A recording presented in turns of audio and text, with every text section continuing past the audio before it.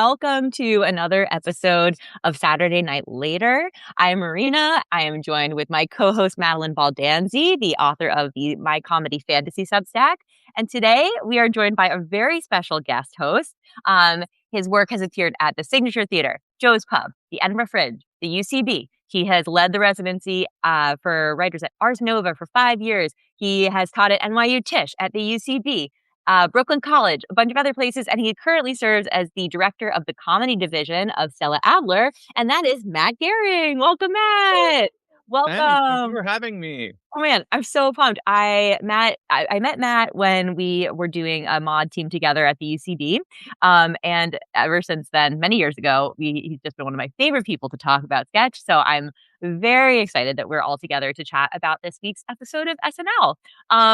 So before we jump into specific sketches, I always like to do a little temperature check of the general, like how we feel about this episode. I'm going to come out first and just say, like, I thought this was a good episode. I liked it a lot.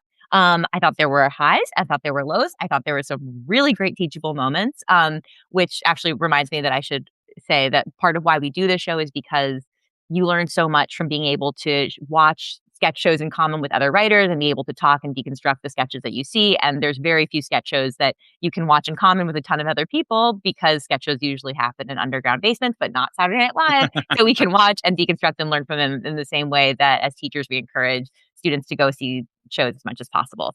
So anyway, I'm very excited to chat about this episode because I think for me, I felt it was really fun to watch, but that there was also a lot of teachable moments, and sometimes the teachable moments come out of sketches of shows that are less fun to watch. So I like the balance here. What did you guys think about this episode, broad brushstrokes?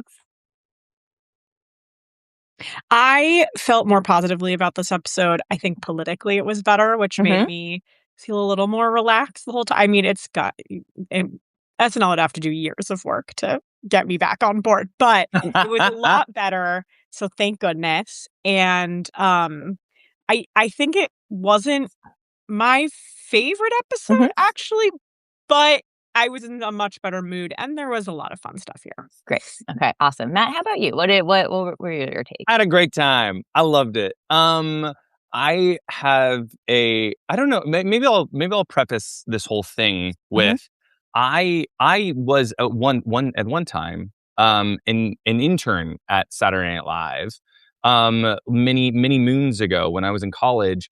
And my hot take from my time watching it is that it's always good, just sometimes it's a terrible host. Because the host decides a lot. And I actually, I have a couple of thoughts from this, but I think Alexander Skarsgård was like a fantastic host. And I think it allowed a lot of things to breathe and happen that I don't think a lot of hosts would have done. So from that perspective, I was like, I think this was a very successful piece of the larger pie of SNL. And I'm excited to talk about it. Yeah, me too. Okay. Matt, I love that take. Yeah. SNL is always good. That's my hottest take in the comedy. In doing comedy in basements with people, I'm like, SNL is always good. And people are like, what? That's a very hot take. I'm very excited to talk about this. But also, I think there's another reason I'm extra excited, Matt, that you're here, because I think that this episode, there were some sketches that really felt like the directing was like very, very crucial to them in a way. The way the performances were kind of calibrated and balanced. And Matt has an MFA in directing, does a lot of thinking about directing. And I'm just excited to sort of hear you weigh in on some of those thoughts too. Fun. So without further ado, should we jump into that cold open? The cold open is Tom Homan is trying to give ICE agents a lesson, and it's a kind of barrel of idiot sketch where they don't know anything, and they're and basically it's kind of mapping a sort of classroom environment. Okay, so let's chat about this one. What jumped out to you guys about this one, Madalyn? I know that. I'll start with Madalyn. Actually, how did this compare for you to like? Last week we were having some trouble with that cold open. Yes, to say the least. So how did this feel for you as sort of an answer to that, I guess? I don't know.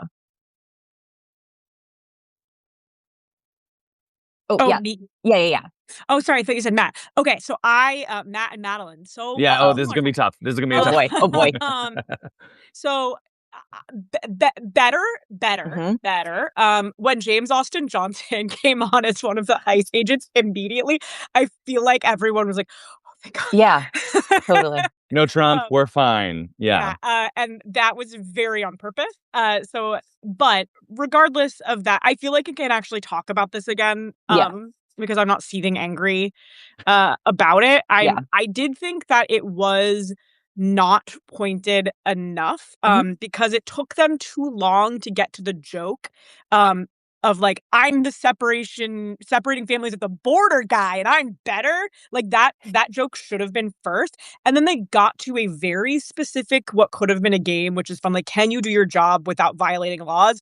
No. So like that could have just, if they had just started there and gotten to the specific thing of that much sooner, I think it actually could have been great. At least they got to it eventually, but it was better. I would have liked to have seen a more specific game from the get-go. I feel like weirdly very positive about it though, because No, it was totally. an improvement. It definitely was an improvement. Yeah, Matt, how about you? What stuck out for you in this one? I feel like from coming from last week, definitely. I mean, politically, it did feel like that it was a response to it, which I also feel like, I don't know, has Pete Davidson done this character before? Not that Which I feel yeah. like that was like calling in a ringer, that everybody likes this guy. He'll just come in and he's not going to do a character. It's not like an impression of this person. It's more about Pete Davidson doing it. So I actually think it's one of those things that like the celebrity helped, I think, ease the tension, which like last week, I feel like it would have been a good call for them to like call an audible and do something like that last week. But for this one, I think they managed to, even though I agree, like it was like substitute teacher with a bad class, right? It was kind of the game. But I do think that although I wouldn't say like the game was super strong, I thought that they really nailed some great jokes that ended up, and I do think the you're making me look like the adult in the room, but like the place where it ended up in the sketch ended up getting an applause. So I actually wonder if it was up at the top, Madalyn, if that would have made it stronger, or if it was like tension, and that broke it so that everyone understood where we were standing. Yeah. I don't know. I had a good time. And the Epstein files, like we did this for that and that for this. I thought that I was just like, good jokes. And then the questions that they were asking, I was like, these are solid. They managed to really, I think, do something hard politically, but also manage to make it very, very funny within it, which is just like what you want from a cold open. I was What impressed do you with think, it. Marina? Thank you. I was impressed with it. I thought the specifics were really solid.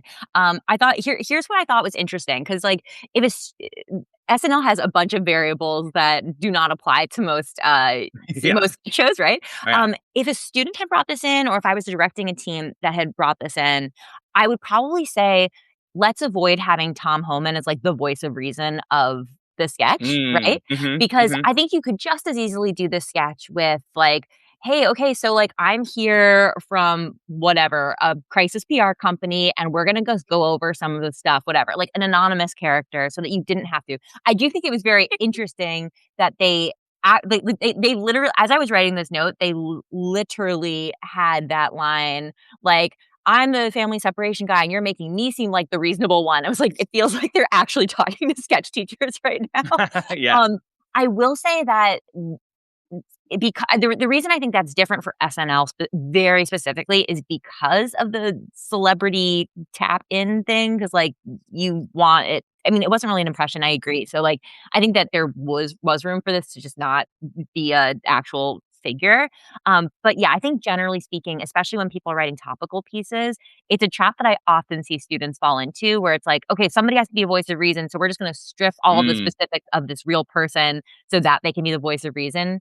And this one, I felt like it was a little torn between having him be the sort of villain that he actually is, but also still wanting him to be a voice of reason. But again, in the context of SNL, it kind of makes more sense than it would otherwise. What do you think, Madalyn?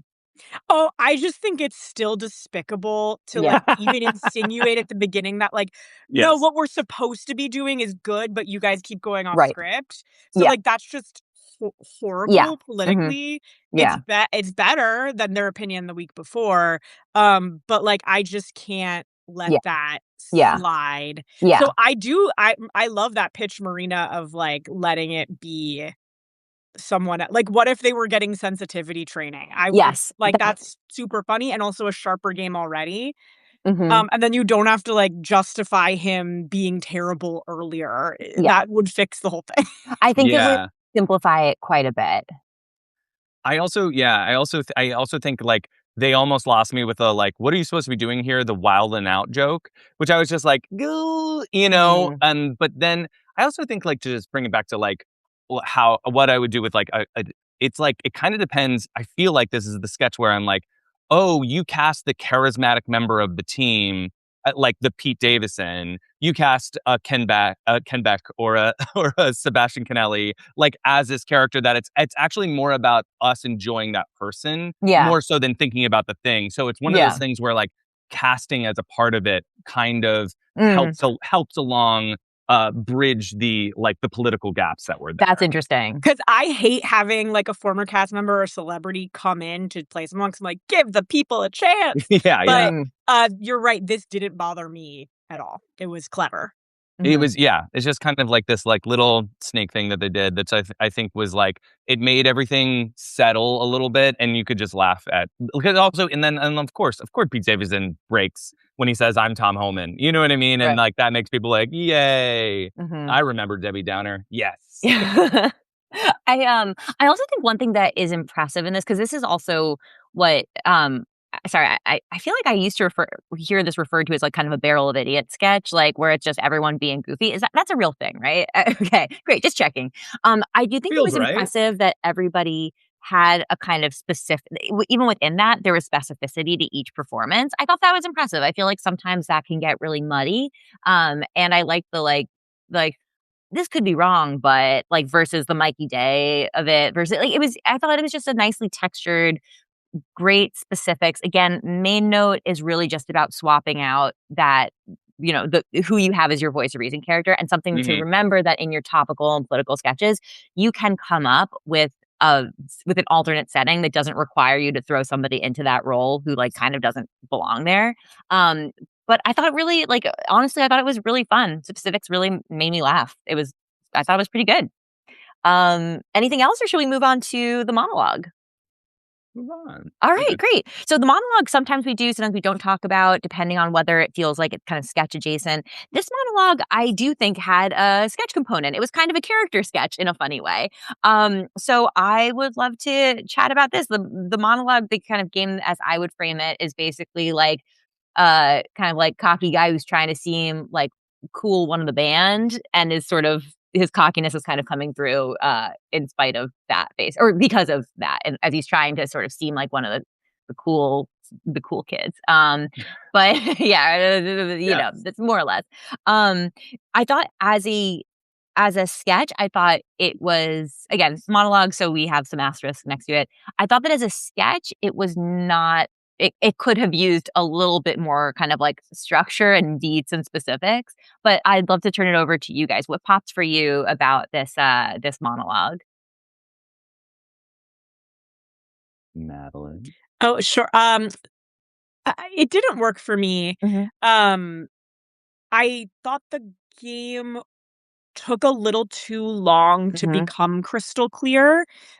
He's going to highlight people in the band, but not very well. And like what the woman guitarist, I felt like was getting really off track. It wasn't smooth enough, or it felt like under rehearsed or something. So like the intention wasn't clear quickly enough. Although, you know, I really liked it when he bent backwards with the saxophone at the end. I don't know what that everyone loved it. I was like, okay, he's trying really hard. Yeah. He's selling it. I just felt like that needed one more rehearsal almost. I feel like I don't say that often, but that it got a little mushy in the start, and I don't even know if it was really a writing thing. It was just sort of like hard to keep track of. Yes, I hear that for sure. Yeah, how about you, Matt? What were you thinking? Yeah, I feel like I feel like it took like two band members to like get the idea of what the idea was, and then it was female guitarist, which was just like a little, which was a little gee, but also I feel like it was one of those things that probably killed in dress. Like it probably, you know what I mean? Like, oh, they did a dress rehearsal and it's got such a laugh, and he did it again, and people were like, okay. But my big thing is the idea of like, what is your natural clown? And I feel like he's playing against type. And like, it's like, I'm going to be kind of like a dick and like ask these people questions, but then it's like, it was a great monologue for Ryan Reynolds. Like that type of person who would be like, let me make it about you, but I'm actually making it about me. And I feel like he just didn't as seamlessly as a performer take on that thing. I think you were like kind of like, he's not like that. Why am I like a lot of dots in there. So that's my thing. It's like I feel like he wasn't following his natural clown. That totally makes sense to me. I really am I here? Yeah. No. I think I disappeared for a second. No, I think that totally makes sense. I think that I think that's why, Madalyn, as you were saying, it felt like a little mushy at first, like just the feeling of like, okay, is it about the way he's like not actually spotlighting them? Is it about like what is exactly going on? And then I thought that once it became clear what was going on, there just weren't enough specifics, sort of. It was just a lot of time spent watching him with the saxophone, like, and I think that also felt very mushy. So yeah, I think I probably would have just like picked a couple of more specifics that were examples of him, ostensibly showing off the band, but really using it as an opportunity to show off himself. Like, I think if we were playing that game, I would have just hit that a teeny bit harder. I did really like at the end that the saxophonist, like the actual person who's playing, like walked across the stage. I thought that was really lovely. Lip syncing saxophone could have been the whole thing. You could write 2 minutes of lip syncing saxophone jokes for sure. From a man who has definitely never held a saxophone before. Love. I was like, yes, like you're choking a child. Insane. Yeah. There we go.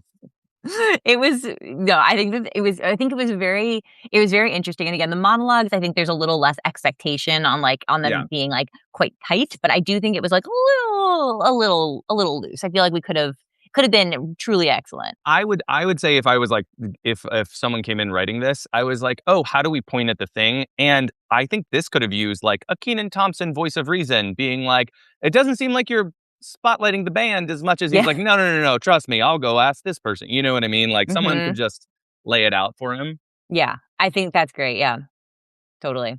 Anything else about the monologue, or shall we move on? Okay, move on. Yes. Okay. First sketch of the night. This is the Ashley Padilla vehicle. Ashley Padilla.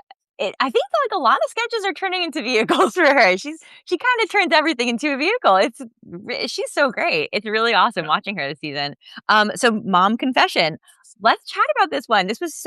I thought this was a really interesting one. Madalyn, your hand is on your heart. I have parents who change their mind. So this, wow. Okay. Oh my gosh. Well, do you want to kick us off talking about this one?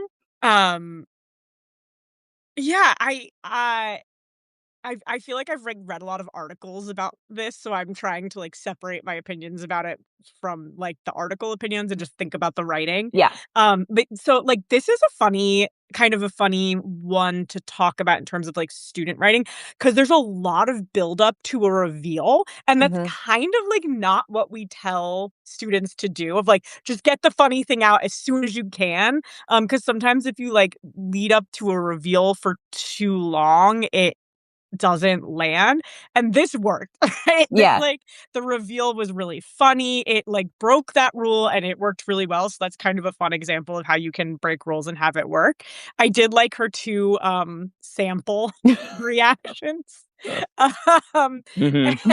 And I really loved how I think it worked that the kids couldn't stop reacting, and just when I was really longing for a beat where they were really trying, they really tried. And then there were really good jokes like, if I hear a single Told You So, I'll go see the Melania movie right now. Like I really enjoyed the joke writing here.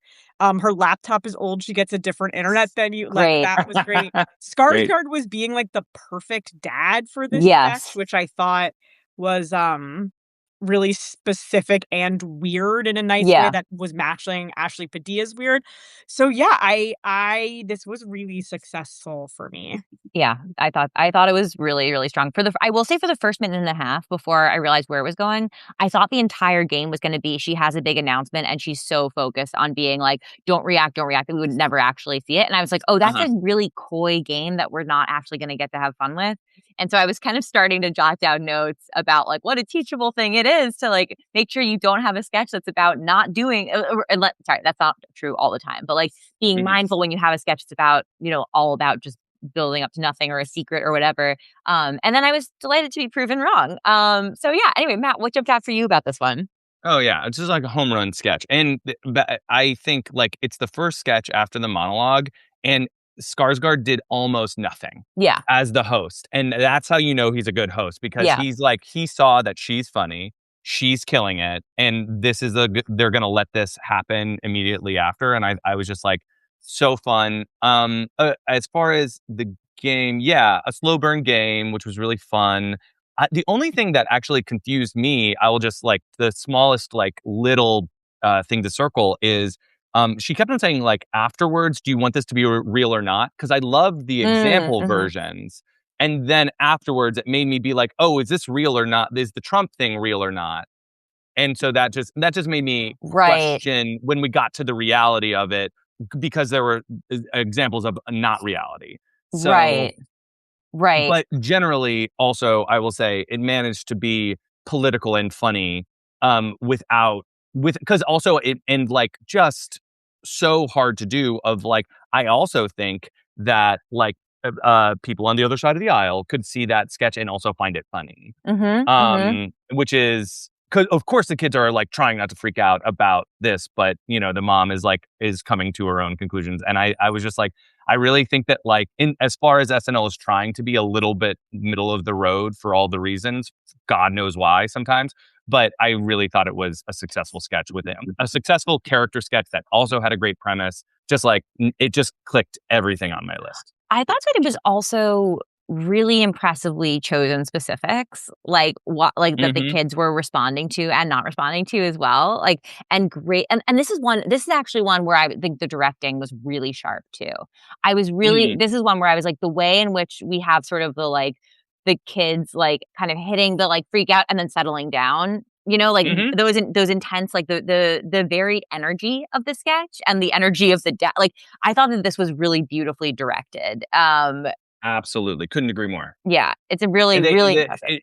It will also like, it's so hard to get four people. I mean, we've all directed, but it's so hard to get four people to do the same thing at the same time sometimes, Yeah. And it please see the Cards Against Humanity sketch coming later. Oh, I mean, anyways, yeah. But but in terms of specifics, matcha, Hamilton, and IUDs, very great. funny. Oh, good. And then I'm starting to wonder if drag queens are really hilarious. Yeah. And coming out, is it possible you just like hats? Yeah. I was just like, it's so, yeah.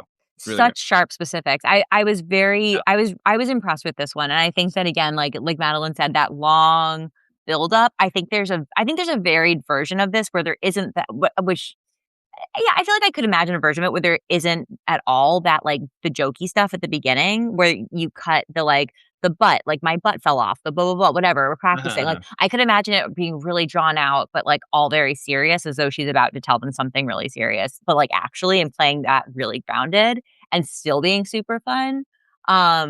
But yeah, it was just a very fun, specific, calibrated sketch, I thought. It was nicely done. It worked for me because I don't think she was actually playing grounded at all in a way, right? Like she was really exaggerating that thing that moms do of like, don't get mad at me. Like it was so heightened. Like I thought that was very relatable. And that was so heightened that I like needed her two examples to be like, oh, here's this really specific thing that she's doing before we get there. Like I needed that as the get on board with this mom kind of thing. Yeah. No, totally fair. Which is like, it felt like an old like Kristen Wiig sketch of like one specific that someone kind of does and then blowing out that energy for a full character. And it's which is so impressive as a performer. Because it's specific, it can get broader in the performance, which is my favorite. Yeah. Totally. Love it. Awesome. Shall we move on to the next one? I think this was I also have so much to say about this one. Yes. Okay, great. This has like the opposite problem of most SNL sketches lately for me, which is I love this game. I think this game is so funny. Wait. Should we say Winter Olympics? Winter Olympics sketch? Yeah. Yeah. This is a Winter Olympics sketch. Okay, go ahead. Okay, no, I love it. Jump in. Yeah, this has the opposite problem. It's the Olympics luge sketch. Yes. It has the opposite problem. So it's just like such a funny specific game of like I just happen to have the right body shape for luge, but I hate it. And I thought him pushing her down the hill was very funny. It just didn't have enough jokes. Like for me, I needed more joke variation, more different ways to hit the game. It didn't heighten enough, but I thought it was a very charming, fun, very specific game. I have to say, I just love this one. I thought it was really great. I thought it was short enough that like the number of jokes was okay. I think it was basically 2 minutes long, which is for basically where a commercial parody should be most of the time. So if you're watching and you are, writing sketches, you might know that like often like a more kind of classic live sketch is usually about 4 scripted pages. A commercial parody is usually in like the 2-3 range, something like that. Like usually a little bit shorter, just because they're a little shorter. But anyway, I love this one. I thought the specifics were delightful. I thought there was both no offense to Olympian luge tours. I thought it was, I was just totally tickled by this one. And I loved Jane's performance in it. And I thought that was, it was a really fun vehicle. I thought that was great. Matt, how about you? What stood out to you in this one, or what are your thoughts on this one? I mean, just give me the name Gertie Berber, and I'm there for the sketch. But also, I feel like in terms of like that was just like a side thing that was fun to see. It wasn't the game, it wasn't the premise or anything. Which you just love. I think A Corpse My Size and Weight could win, which was like that when they really narrowed it down to that. It made me really understand it. I think by the time the coach came in for that heighten, I was like, okay, we get some new jokes. But then they did the family heighten for the other people and they didn't do it for her, which I just feel like they probably ran out of time or something like that. But I was like, oh, I bet you there were some more jokes. But also I enjoyed the hell out of it. Yeah, I watched with my wife who loves the Winter Olympics and she could not stop laughing. I was just like, you're doing something right. It's really, really fun. I think, wait, what was I going to say? Oh, yeah. I think Once in a Generation Shape was also Once in a Generation Shape is fantastic. I Go Down like everyone else is also so great. I think that it is a great example of also when you're doing a commercial parody, one thing that's unusual. Like everything else, like beat for beat, even with the notes of like wishing that there were more varied jokes and stuff, beat for beat, everything else felt like totally standard Olympics commercial. Like the shots looked like the Olympic commercials. All of it felt like totally the real deal. Aside from, again, that obviously specific game. So it's a great example. A simple 1, 2, 3 of the normal Olympians, and then her, which just spelled it out really nicely. Really, really clean. Yeah, very clean. Yeah. I also would want to point out, like, compared to the sketch last week with the building climbing Netflix commercial, sort of, where it was like a trailer where we were cutting back and forth between the two people, and that was kind of confusing because it was like, what is this? The more it is like the actual thing, the less distracting it is. Yes. And this was a great example of it sticking to the thing, so it didn't need to be a sketch or anything like that. It's very good. It managed to do the thing of like of her being like, I'm sick, with the coach. While that felt in the game, it's not part of a commercial, but it felt in it, if that makes sense. Yeah, like, it was they fine. seamlessly did that. Yeah. Awesome. Great. Should we move on to the next one?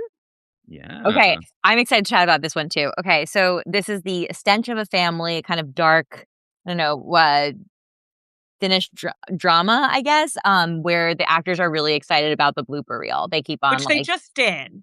Yes. Well, this is part of why I'm excited to chat about this one. Because they found a game. Yes, exactly. It was so the first time they did it, the first time they did, I'll just give a little preface. This was a few episodes back. So if in case for anyone who didn't watch that episode, and Matt, in case you didn't see that episode, I didn't see that sketch. Yeah. So basically, no. So basically, the original version that they did, it was this kind of same general thing. It was sort of based on Anatomy of a Fall, and it was a very serious scene.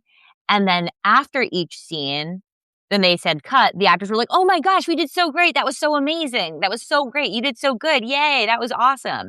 And so what they were going for in that first version was basically like, "Oh, it seems weird that they're so excited about how it went when it's kind of a serious movie." Like, was the closest thing I could describe to a game. It was basically just watching them flip back and forth between like just somber like not scene and enough excitement. Juxtaposition. Yeah. It was not enough juxtaposition. It sort of didn't add up to anything. It almost felt like, I think when I saw the sketch, I was like, I can't believe they're doing this again. And then when they did it, I was like, oh, this is actually really useful, because it's sort of, in a way, it almost feels like a second draft of that same sketch. So like getting better, but not all the way there, definitely. But they found a more specific game. The idea of these actors who are like, that's going to go on the blooper reel. But to them, like in a film that obviously should not have a blooper reel, that's fun. I think the next step for this sketch is exploring that more. Like, what is it? Like, what does it mean for them to expect? Like, why are they expecting that this is sort of a blooper reel type thing for like this type of drama? Is this like, do they consider this like lighthearted fare based on the stuff that they're usually making? Like, what else is there to play with? Aside from just, oh, that's going to go on the blooper reel. And get to that in the first beat as well. Yes, and get to it in the first beat as well. So but it was interesting because I think you could really see this as a second draft of the original, which we can link to somewhere in this post. But yeah, that was really interesting. What did Madalyn? I want to hear your thoughts first. Same exact thoughts. Yeah, it's just like, oh, they found a game. Yes. Before there wasn't a game, now there's a game. They need to play it sooner and play it harder next time. Yeah, totally. Yeah. Matt, experiencing this for the fresh. What were your thoughts? Well, I feel like it's one of those things where you know where it's going and it still is fun. Which is nice, but also I think like if I was given this sketch and asked about it, I was like, oh, how can we be more surprising with it? Because it was like, it's like mistakes. It's like I forgot the line, and then learn, and then wanting to motorboat her, which was fun. But I feel like what are their expectations of blooper reel? Like, and also it's like such a 90s thing. I don't think they happen now, or maybe I'm wrong, but I feel like it's like Jim Carrey, Liar Liar. That's what I think about. Yeah.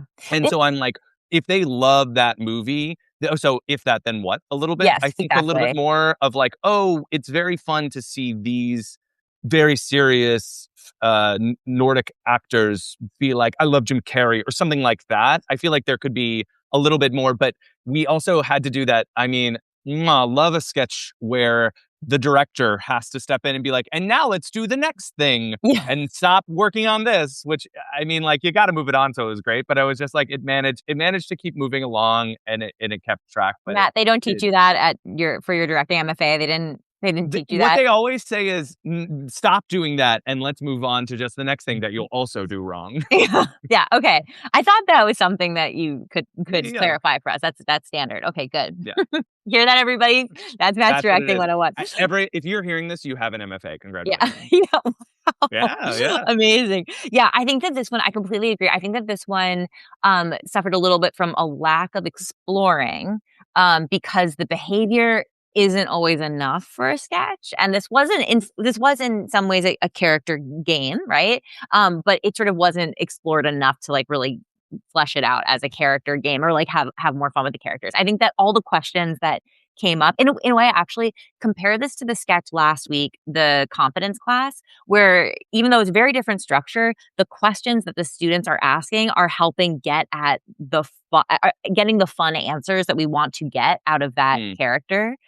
This, you could imagine the director sort of having a similar role and being like, but why do you always do blooper reels? Like, like getting them to produce more specifics that are more varied than just, we're going to do the thing again because that thing only happens once they are at the tail end of a dramatic scene. So they've kind of slowed down how fast specifics can come out even. Which is like, and kind of like they were evenly heightening the like, oh, it gets worse for the family, but also when we know where it's going, that actually just ends up being a little bit of a speed bump that we have to go over instead of something that's exciting and fun. Yeah. It was really interesting though to see it again. And actually, this does tie in with the question that we got. So which usually I save them for the end, but I'd love to address it here. Somebody asked, do repeats, kid podcasts, these silly actors in the sketch, hold up with new hosts, or is the game too predictable? So I think it's a great question. I think to me, the main question is like, was it fun the first time? And is the audience excited to see it again? And I think that if anyone who's done a sketch show or been in a sketch show, you sometimes have something called a runner, right? Which is a sketch that has multiple small iterations, basically, right? So 3 different installments of the same idea. And you realize very quickly if the first one doesn't go very well, that usually it's like, well, shoot, everyone has to sit through 2 more of these. And it's a bummer, right? So that's within a single show. In this case, when they bring back sketches, you probably know the feeling of like, oh, yay, so-and-so. Like the Californians is back. Like that's an example of one that was fun to watch again. Versus like, again, for me, I was like, I kind of can't believe they're bringing this back. This isn't a very strong one. From a teaching standpoint, great. But I'm curious, what do you guys think about this, about the bringing back of sketches in general? It just depends if you can make it surprising enough. And if something's really fun and people are loving it and it went great the first time, like, especially if it's a big character piece where people are doing big character-y, like it's a big performance thing, then you could see like, oh yeah, sure, seeing this person do this again will just be fun enough. The Californians is a good example because there's enough like pattern set up in that there's multiple places where you can break it in surprising ways too. So like that one's where it's almost like worth it doing again because you can bring on a surprising person or have a surprising turn that lets them say things in a more idiotically Californian accent. But I think it's really just like only if you can keep finding surprises. Yeah. Otherwise, I don't love it. But, SNL is going to bring back things that are popular. So that's okay. This one I was shocked to see again, but I'm sure behind the scenes it's something like it's Chloe Feynman's sketch and she's like, Alexander Skarsgård would be really good at this. And he was like, oh yeah, I'll do that. The blooper thing is funny, I mean, so I think that's how this particular one got on again. And seeing Stella Skarsgård again was great. Like that's fun. That was a great surprise. Awesome. Anything else on this one, or shall we move on?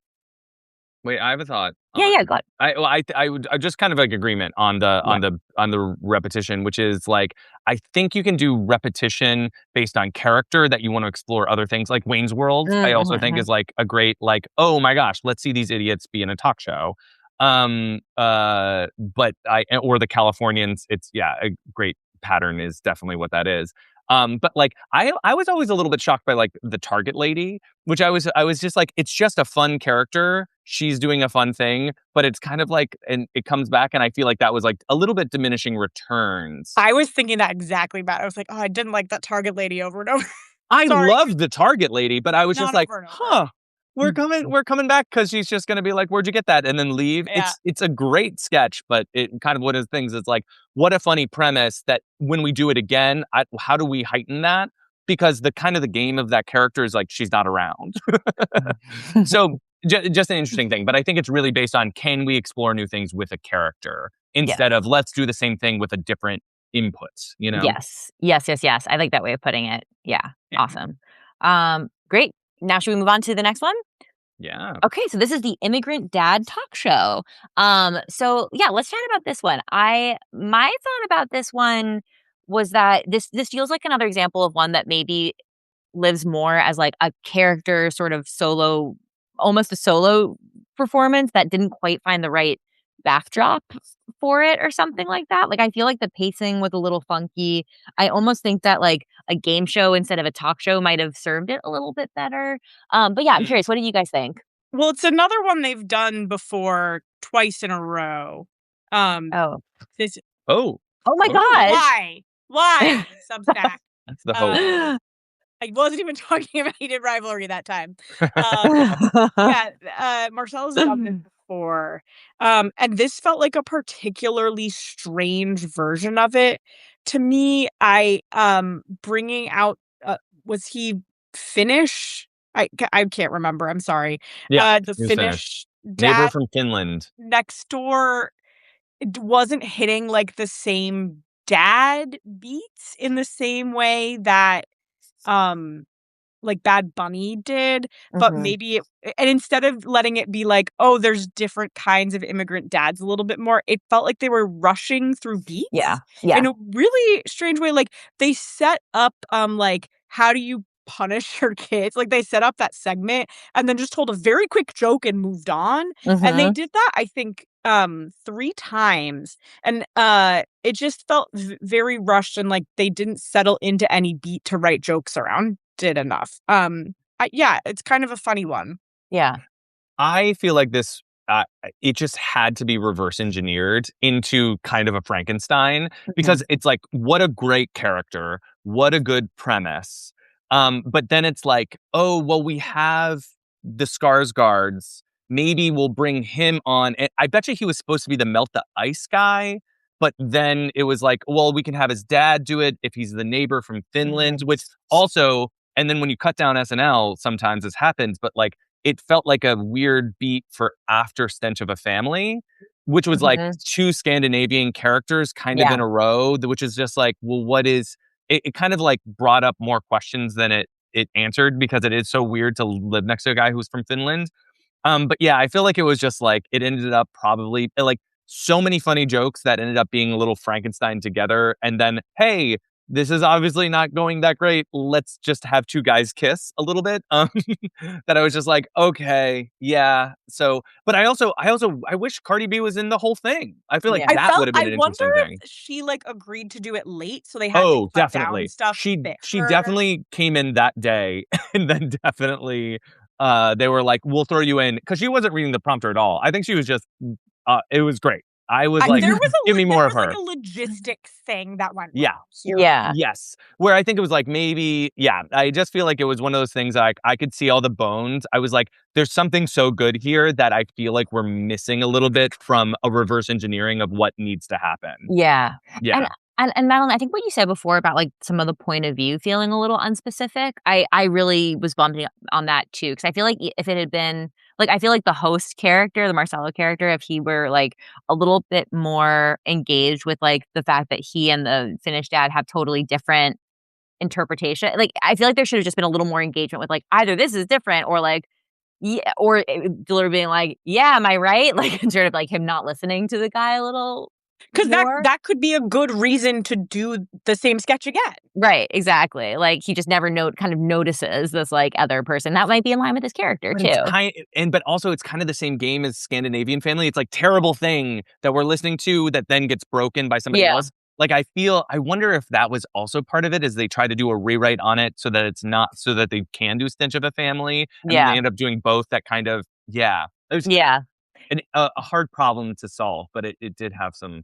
Just don't put them right next to each other. That's a directing thing. Definitely. And also like because like the cameo didn't pop as hard because the like Stellan Skarsgård had already just come out previously. So anyway, I think this one interesting to look at. Could just have used a lot of tidying up. And again, I think that part of this one. The more trouble. Of a show, I think, kind of what you were saying, right? Yeah.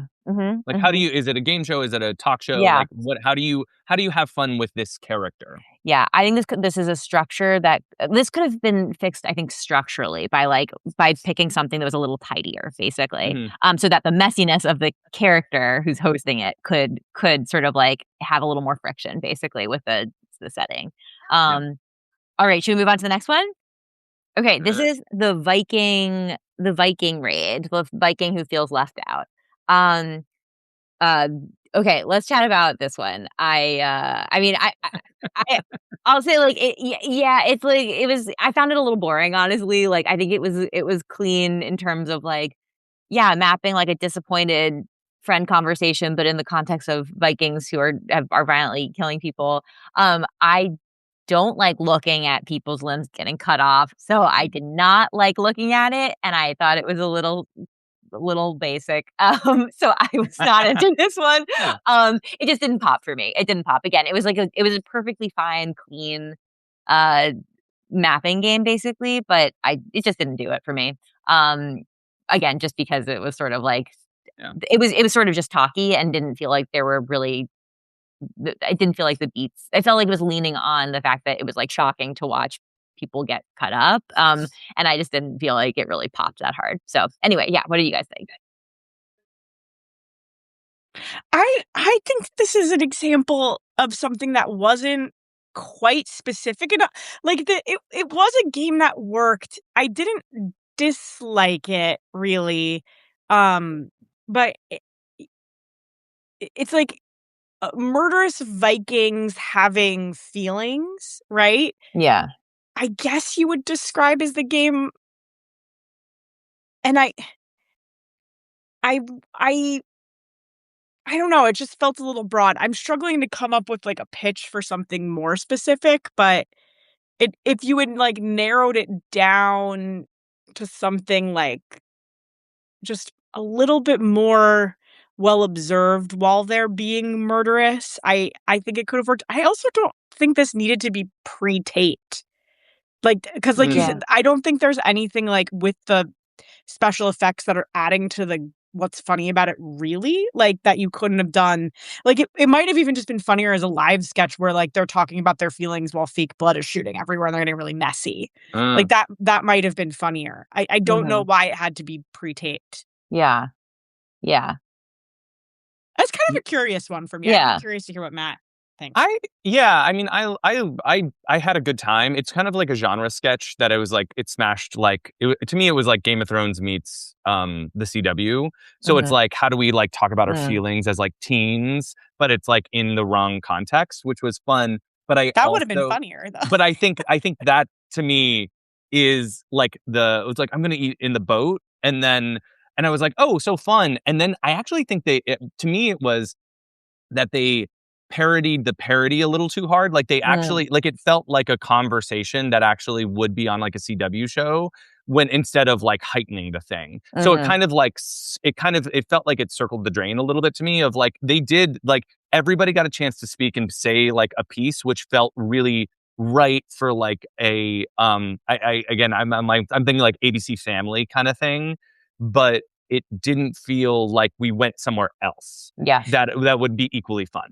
That's so interesting because I didn't get the like second genre at all. Like it didn't occur to me that there would like that it was like anything other than just feelings Vikings. And I think if they had picked another thing to mash two genre mashing together, then it would have been way funnier and they would have had more specifics and more variations in the jokes to surprise us with.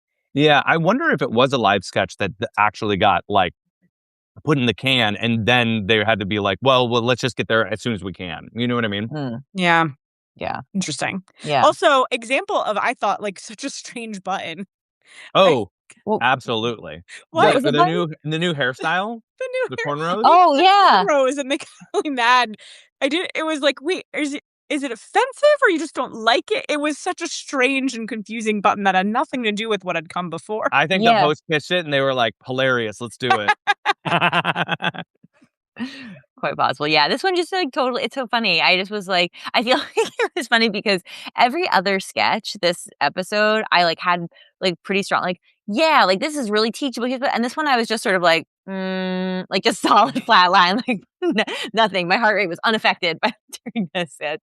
Cool. Okay, should we move on to weekend update? Yeah. There was two correspondent pieces. So first was the weather correspondent, which felt a little unspecific to me, like what they were kind of going for with this one.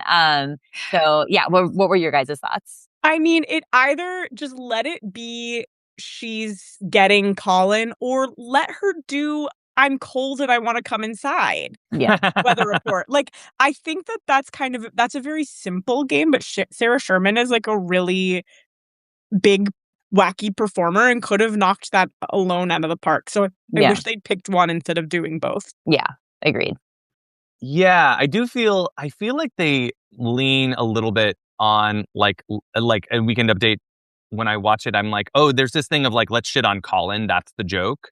And which it's not funny, but it does create it was like bifurcated, right? Yeah. Where I was like, I want to do the weather and also I want to come inside. Very funny. And then also, let me tell you quotes that you said, Colin, is also funny, but it just feels like it was just like two things. And honestly, the funniest moment to me was heard not one woo in the audience as she took off her coat. Yeah. Which I was just like, that is Sarah Sherman just being charming as all hell. And also sometimes it like sketches can rely on that. And also that doesn't mean that like the writing was impeccable. You know what I mean? Yeah, totally.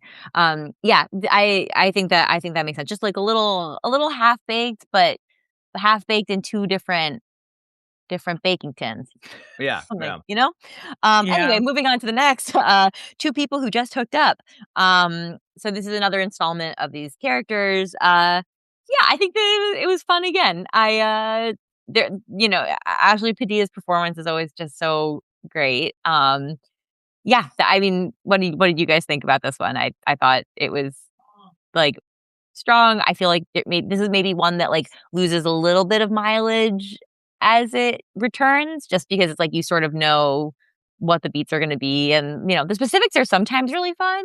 Like I really like the ask the Seahawks to just play themselves for a little bit. Like that was a really really fun specific that popped. But yeah, I was sort of like I thought it was fun, made me laugh, but I don't really have too much more to say about it. Yeah, sports innuendo version of this thing we've seen a lot. Yeah. Yeah, I mean, it was fun jokes, Game of Inches. He's a player, you could say that. Like great jokes. I actually feel like Ashley Padilla is such a strong performer that Andrew is pee and potting, that I would be curious what this would be like if there's just a little bit of a different point of view of that character. Like he wants to talk about it and she's like, shut up. You know what I mean? It was just kind of like it was innuendo, which I feel like for the first 90 seconds until they got to those really strong jokes, it was a little slow going and then it really got there. Right. And that just might be it happening again. But I was really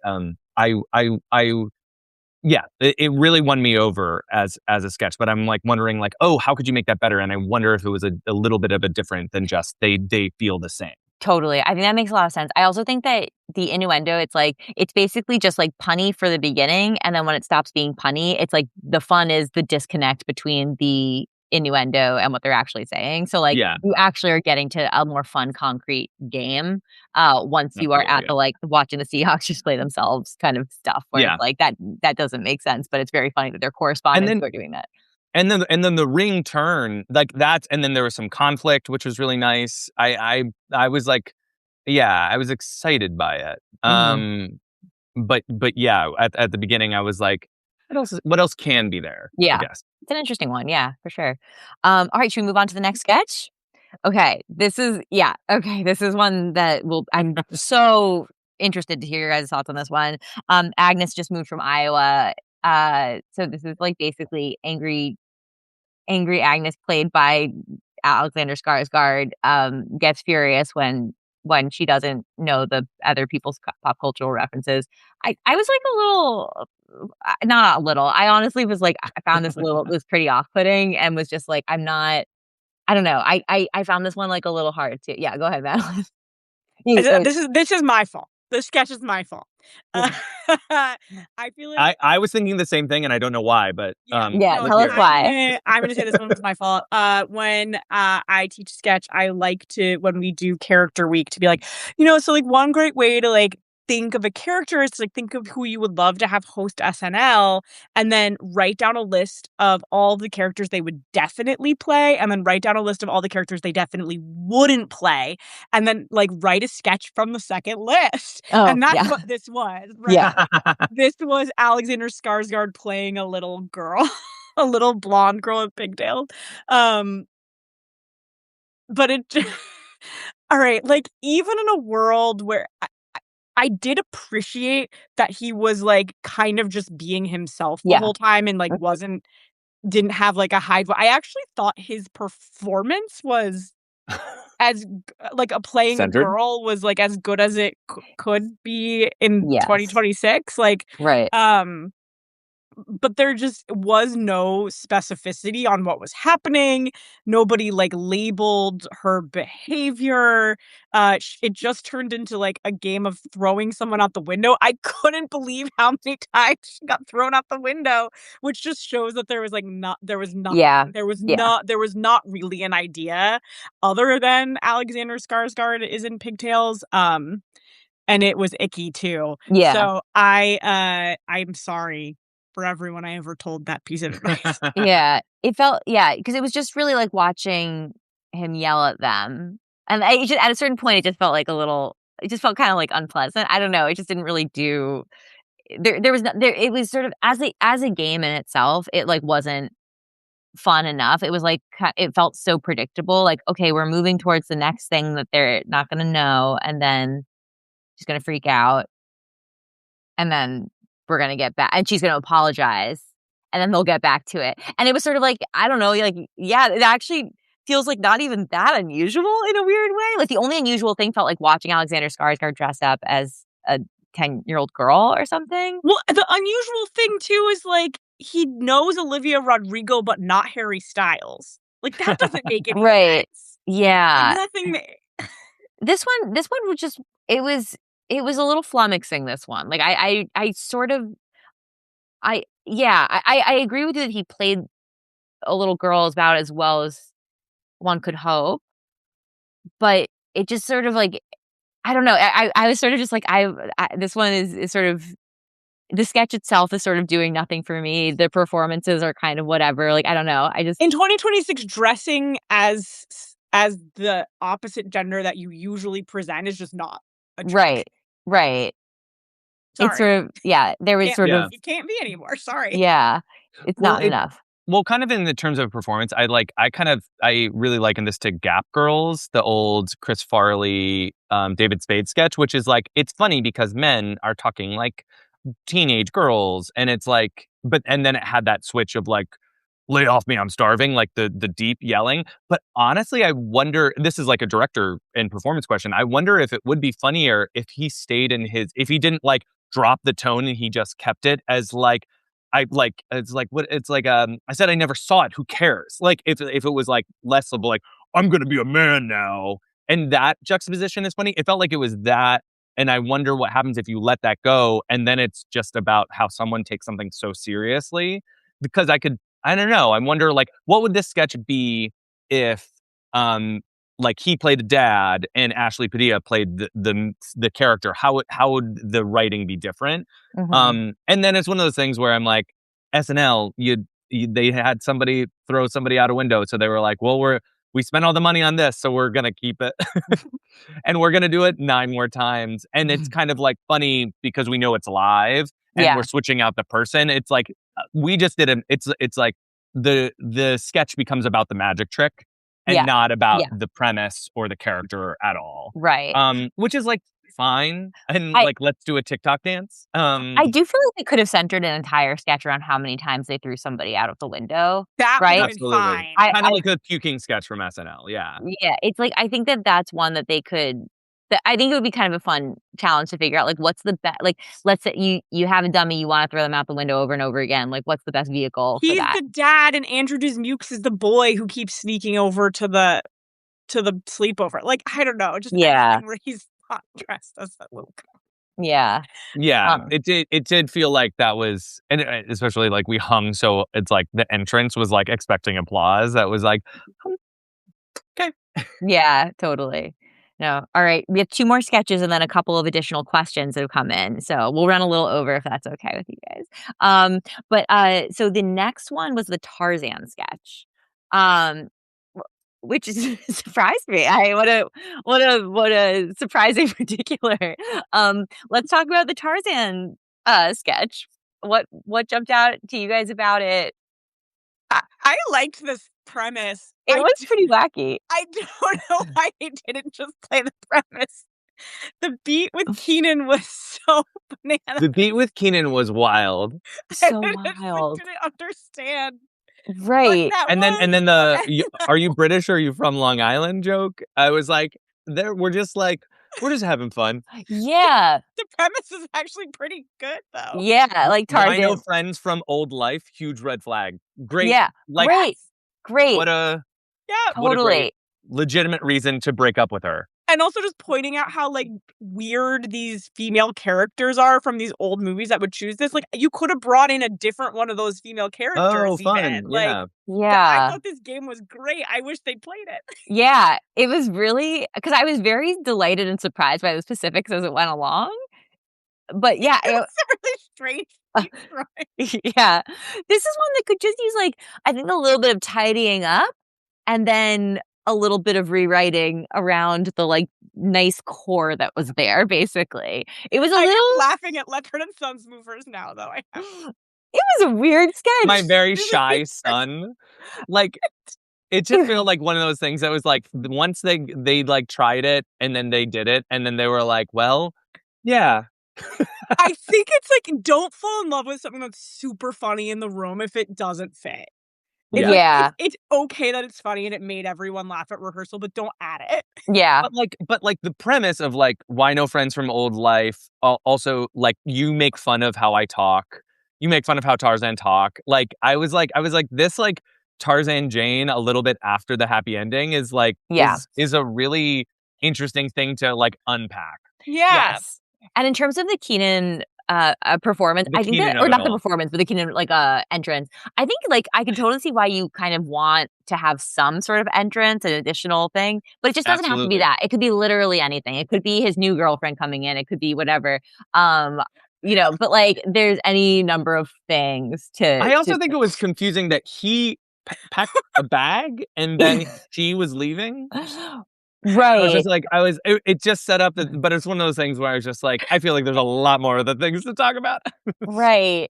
It was pretty wacky, but but what was so funny is I was watching, I was like, well, this is wacky, but it's like, it's the last sketch of the night. It's and then it was not the last sketch of the night. No. Like, stunned. No. Keenan came out in a leopard costume with a cat, and it was not the last sketch of the night. It was and not. That's how you know that's a good host. Yeah. I mean, honestly, kind of though, right? Like it was, this is the thing. I think that this was the ways in which this one didn't work, at least didn't work because the swings were a little wilder, and that is always more fun than watching like a sort of basic premise that is just kind of, you're just kind of nodding along with joylessly, so there was some fun, weird stuff in this.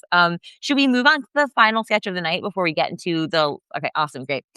So this is the cabin, ski trip where it turns out boyfriend has been using Cards Against Humanity as like clever banter.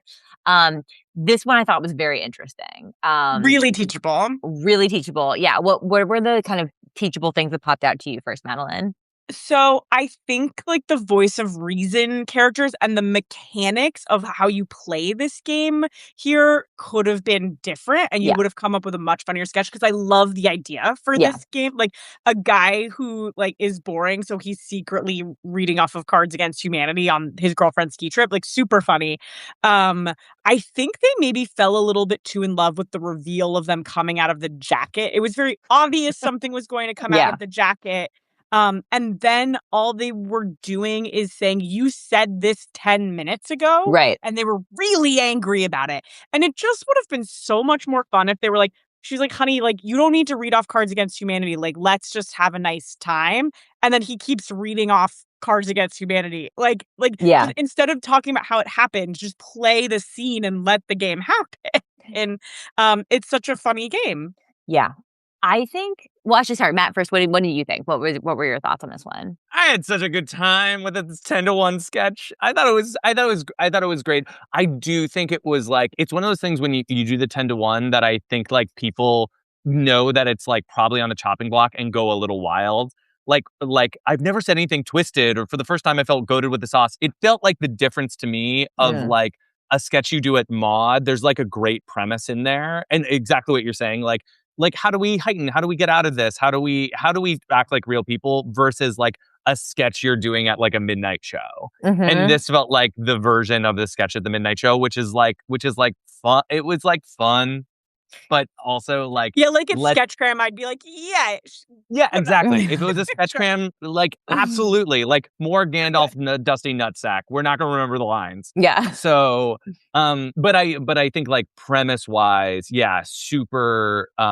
Like what a fun premise for people to feel betrayed, and also for these idiots to not recognize that they've been. It's just specifics from Cards Against Humanity is so fun, but then also it a little bit flatlined a little bit on that, and then it was like I laughed so hard I tried to kiss you, like as this like side game, and I that like kind of attempted, and I was just like whatever, you know what I mean? It's like no one thought that this sketch was going to happen. No, we all thought we were ending with Tarzan, and everyone was shocked. Yeah, it was very surprising. I had closed my notebook for taking notes. Yeah, I was like, I think that one Madalyn just always sits like that. I think that like for this one, so Madalyn, I totally agree that was one route they could have done to like reconfigure it of like, babe, don't worry, like you don't need to keep doing the Cards Against Humanity thing.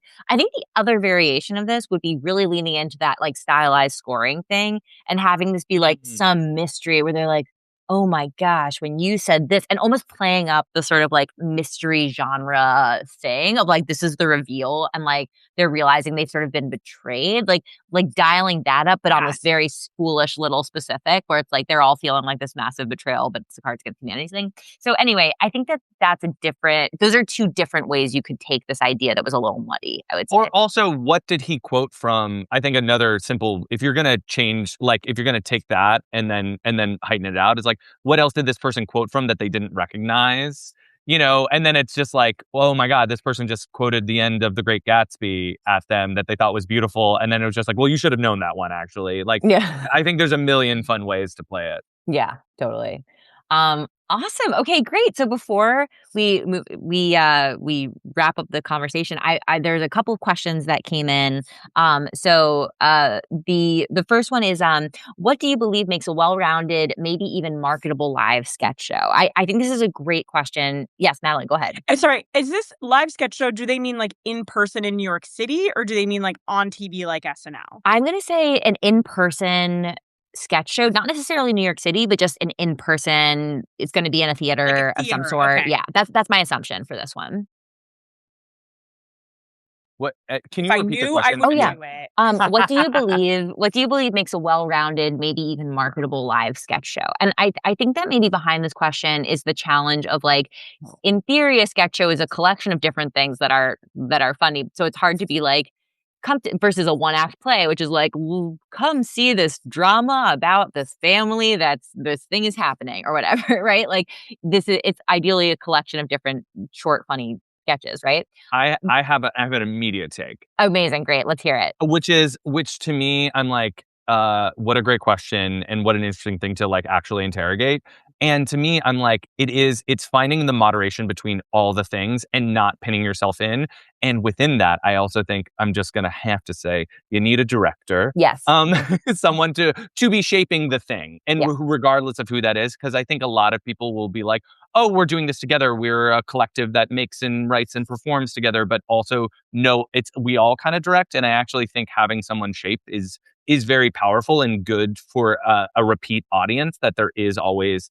you're not taking a chance that there is somebody who's kind of got their mind on what it looks like from the outside. Mm-hmm. But then also I would say, don't be just writers and don't be just performers, and actually do both. Try to write and this is what I think makes Maud and I typically good, is like write for the performers and do the premise sketches. Don't just be like a bunch of performers who want to like do their wacky characters.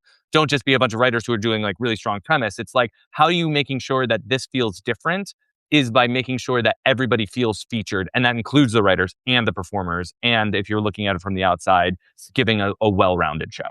Totally. I love that. I also will say that I think that, imagine how somebody would describe it to a friend that they were inviting to come to your show.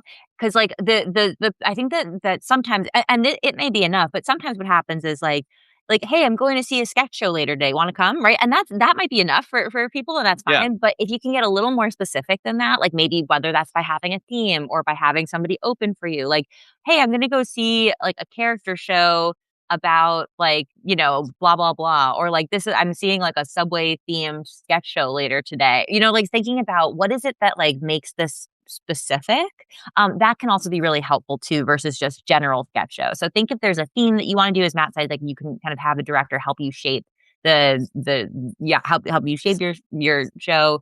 Also potentially having somebody sort of be an opening act, teaming up with another sketch team can also be really helpful, just as a way of getting more people in the door. So anyway, a number of different ways to do it, but thinking about like how do you sort of make it, how can you make it as obvious to people as possible that they're going to go see something that they can enjoy, I guess. Yeah. Yeah. Awesome. We already talked about the question about repeats. So the final question, which I'm just going to read it. We can see how thoughts. Why are very good looking people usually not that funny at Skarsgård is? I like how Cunningham asks this question in a way that makes us like, we could only debate if Skarsgård is attractive or funny. Like, but I really pinned in by the question. Yeah. You had said like, can attractive people be funny is kind of really the question, right? And that's interesting. And I was like, and I think the answer is yes, of course. Of course. I mean, hello. No, I think that the answer is yes. I do agree. Skarsgård is both handsome and funny. I actually think that like a lot of times being very attractive helps you as a performer because you're like interesting to look at. Like, is it weird if I name people like I think of like someone like Veronica Sorio, like who is like incredibly beautiful and magnetic to watch and so funny. So I think I reject the question. I also reject the premise. I think that I think that they're two separate things that sometimes overlap and sometimes don't. The end. Awesome. So wait, before we go into sorry, are we just not going to name hot people at UCB? I thought that was well, we have that list that we text around to each other that we keep adding to. Actually, okay, yeah. Let's just tempt people. It's all in the live chat. It's that's what it. That's right. Just a list You'll have to tune in next week to see the hot or not list. Before we go into specific plugs, I do want to give you a chance to like chat a little bit about a very cool thing that you're doing, and that is the new comedy division at Stella Adler that you are the director of. I think this is very cool and very interesting. So I would love for you to just like share a little bit about this, because I think this is something that's new and people might not know about. Awesome. Yes. Please spread the word, but I'll give you the pitch first. Basically, I've spent a long time at all the comedy theaters, and I got the opportunity at Stella Adler to kind of like pitch what comedy would be for them. And it's kind of this interesting thing where we're taking either people who are doing comedy and want to take it a little more seriously, like as an actor or a performer and a writer, and just like make their own work, or just kind of like approach comedy from a more acting point of view, and especially Stella Adler, which is so based in like imagination and doing good script work and making sure you know what you're doing. So like which is an acting school, which is very well renowned. Yes, an acting school. And so it's like, if you're an actor who wants to figure out to try out comedy, it's kind of like an opportunity for that. But if you're a comedian, it's kind of like a chance to like take comedy more seriously, is essentially the pitch of it. And we just did a really great 2-week winter immersion that was so fantastic and really great. And we're going to be doing a 5-week June in June, from June 1st to July 2nd. Which will be an entire like curriculum of improv for film and TV, which I'm really excited about. Acting for sketch, writing for sketch, and devising your own work. Kind of the work I did at Ars Nova, which was like letting people build something over 9 months, kind of like shortening that and figuring it out in a way where it's like, how do you as a unique performer get to show off your voice in whatever that is? And if you want to write sketches, or if you want to tell stories, or you want to do stand-up, it's like an opportunity to like try a bunch of stuff out. And that's going to be a 5-week summer intensive at the Stella Adler studio, which the only thing I will promise is you'll get bang for your buck if you do it. And if you're anyone who's just like interested in like doing a bunch of comedy all at once because it's going to be 30 hours a week for 30 hours a week. Yeah, 30 hours a week for 5 weeks. So Monday through Friday, and maybe too much. Let's see. Let's find where the threshold is. And also bringing in a lot of great performers and writers. We had Chloe Trost from SNL come last time, and Hannah Solo from O'Mary. And just an opportunity to kind of once a week get somebody who's kind of to just shake it up and talk to them about their career and what a career in comedy looks like, because it looks so different no matter where you are. Yeah. Oh, that's my pitch. Awesome. Fantastic pitch. Having been in residencies that were overseen by Matt, I can attest that he's a fantastic community organizer, a fantastic director, teacher, coach, all of these things, collaborator. So I think it sounds really, really cool. And I'm very excited to hear all the stuff that you're doing. It sounds like really, really amazing. So if you're testimonials interested, are in from Marina. So there we go. We gotta do it. Probably awesome. Marina Raves. Probably maybe. No, but it's but also just to say, it's very new. So if you're listening to this or hear this, if you think somebody, especially it's really designed for people college age within their summer break to come and do it. So if you know anybody who's that age who might be interested in comedy, please spread the word. Awesome. Great. Yeah. Thank you, Matt. Awesome. Fantastic. And then before we go, any final plugs, pitches, things that you would like people to know about? Madalyn, we'll start with you. I do script coaching, novel coaching, story coaching. So if you have any stories that you need help with, reach out. I'd love to help you. Madalyn is an incredible note giver, reader, friend, human, all of these things. Please reach out to Madalyn for truly any story, sketch, anything that you would like another look at. She's just incredible. So awesome. Matt, anything else that you would like to plug? Oh, I mean, I also do that a little bit, but I've been doing a ton of one-person shows. If you got something you're making and want to get a little bounce board on it, let me know. I'm going to be doing a show called Warm Bodies in Brooklyn. Look it up on my Instagram, which is just, I'm going to do 10 minutes of some storytelling with a bunch of other really funny comedians. Awesome. And I'm excited for it. This is going to be on February 12th. Awesome. February 12th. Great. Yeah. And my plug is that the feature film that Nico and I co-wrote is going to be having its West Coast premiere on February 7th in San Francisco. So if you're free February 7th at the Roxy Theater at 4:30 p.m. Pacific time, come check it out. And then we'll be back in New York for the New York Comedy Film Festival on February 19th at 7 p.m. So February 7th in San Francisco, February 19th in New York. And that is everything. Thank you guys so much again for being here to chat about this episode. So much fun to talk through. Thank you, Marina. All of you. Yeah, thank you you guys are amazing. This was so great. Oh my gosh, I feel like I want to do this all the time. This is right? a great thing you're doing. Isn't it so nice much fun? It's it's really great to watch and learn from and chat through. So I really appreciate it. I hope this is helpful for those who are listening. And if you are listening over Apple Podcasts, please do leave us a review. It really does help. And we want the other sketch nerds to find out about this. So spread the word. And thank you everybody for listening. All right, take care everybody. Bye.